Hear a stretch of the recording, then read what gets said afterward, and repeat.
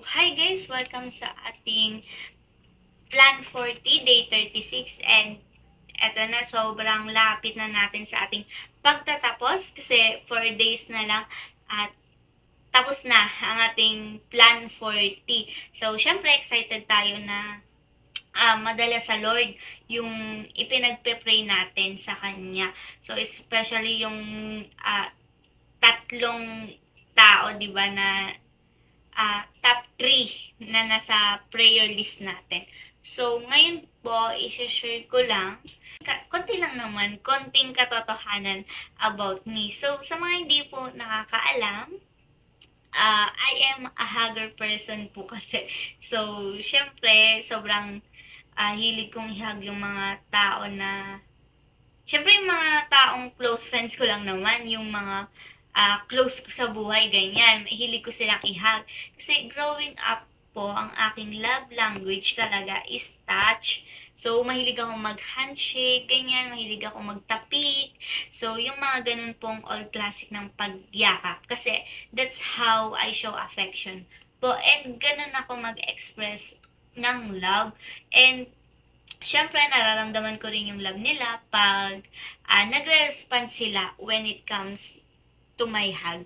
So, as a hugger person, so, yan, na-realize ko rin na may mga tao palang hindi magaling yumakap. Siyempre, ano rin naman, hindi nila yung kasalanan. Kasi, pwedeng lumaki sila sa environment na hindi talaga ginagawa yun. Kaya, hindi nila alam kung paano mang-hug back.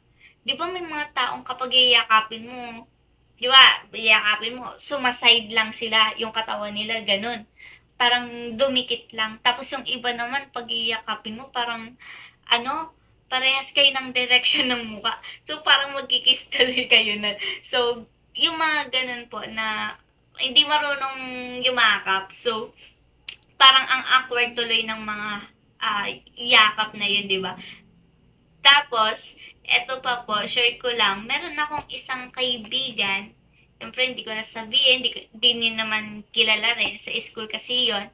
So, ano kasi, one time, noon, partner kami ni ma'am. By twos, ganyan, lahat kami magkaklase. So, naging partner ko siya. So, pero babae naman siya. Ayun, sobrang saya namin nun kasi lagi kami nakakasagot sa tanong ni ma'am. Na, Siyempre, kapag nakakasagot ka, di ba, masaya ka, ganyan. And nung time kasi nun, parang kami yung may mataas na points, ganyan. So, syempre, kaya sobrang saya namin. And one time, sa sobrang saya ko talaga nun, na, na ano ko siya, na napahag ako sa kanya. And talagang yung reaction niya, nakita ko, para siyang nanigas talaga. Hindi niya alam yung kung ano yung gagawin niya. Ko lang naman siya nun kasi sobrang saya. Pero, grabe talaga yung reaction niya nun. Parang first time kong, parang yung pag nakita niya yun, parang first time mong may taong maka-encounter na first time pa lang na may yumakap sa kanya. So, parang ganun yung mafe-feel mo. So, ayun yun, nahinag ko siya. Tanigas-nagas siya, hindi niya alam yung kung ano yung reaction niya, and hindi niya alam kung ano yung i-response niya sa hug kong yun. Alam mo ba, ganun na ganun din kadalasan yung reaction natin kapag gusto tayong yakapin ng grasya, kapag gusto tayong yakapin ng pag-ibig ng Panginoon. Kadalasan ganun yung reaction natin eh. Hindi natin alam yung gagawin natin and talagang nakaka-awkward. Kasi God offers us something so extraordinary na something is too good to be true. Kasi hindi mo pinaghirapan eh. Hindi mo binili ng sarili mong pera. Hindi mo siya pinag-ipunan. Tapos, total na paglilinis ng puso mo. Total paglilinis ng karakter mo. Total na pagpapatawad sa lahat ng kasalanan na nagawa mo. Kahit gaano pa kasama yan. Kahit gaano pa katindi yung naging kasalanan mo, total na pagpapatawad and unconditional love. 'Di ba? It's so good to be true na grabe yung pag-ibig ng Panginoon. So, God comes as at with that particular hug.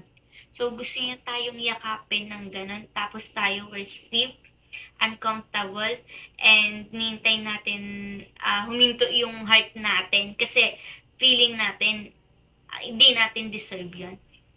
Tatanong pa natin, Lord, bakit mo ba ginagawa sa akin to? Bakit mo ba pinapakita sa akin to? Sobrang makasalanan ko, nakakahiya. So, di ba, grabe yung pag-ibig mo naman, Lord. Di ko alam. Hindi ko alam yung gagawin ko. And ngayon, sinasabi sa atin ng Lord ngayon na gusto ng Lord na i-receive natin yung kanyang yakap. I-receive natin yung kanyang grace. So, ano ba yung grace? Alam naman natin, di ba, kung ano yung grace. So, pero ngayon gusto kong maintindihan nyo na grace is a person and his name is Jesus. And yung grace na yon is, ayun nga, hindi natin deserve, hindi karapat dapat, pero binigay pa rin. Diba? Unmerited favor.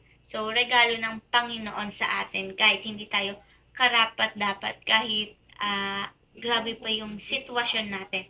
Kahit sino ka man.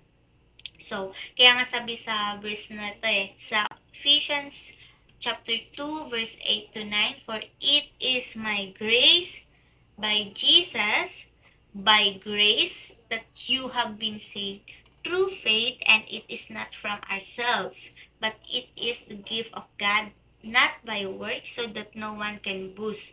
So, hindi dahil mabait ka, hindi dahil tumutulong ka, hindi dahil marami kang natutulungan, hindi dahil doon. It is the gift of God, yung salvation, yung kaligtasan. Para rin walang walang magmalaki sa Panginoon na, ay, sobrang dami kong tinulungan, Lord. So, dahil sa akin to.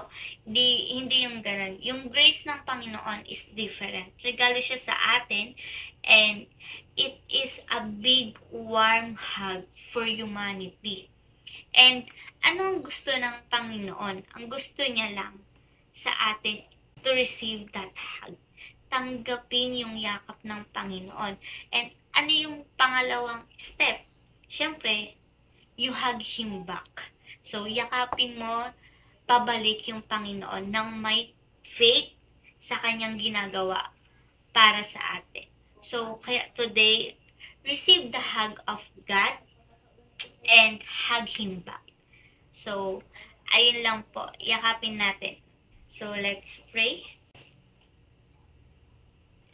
So,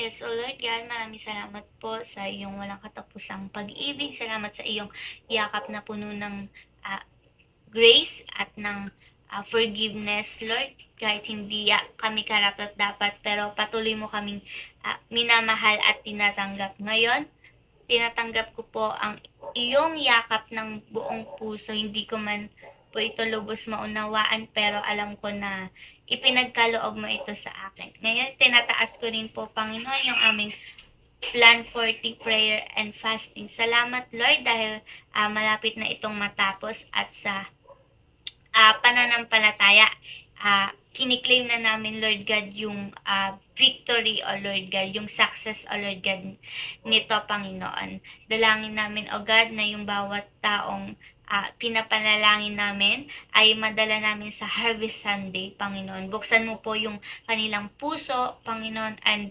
yung kanilang isipan upang matanggap nila yung love mo. And Lord, muli, maraming salamat. Ikaw, Lord God, ang may gawa ng lahat ng to. Ikaw, Lord God, ang may kapangyarihan, O Lord God, sa lahat.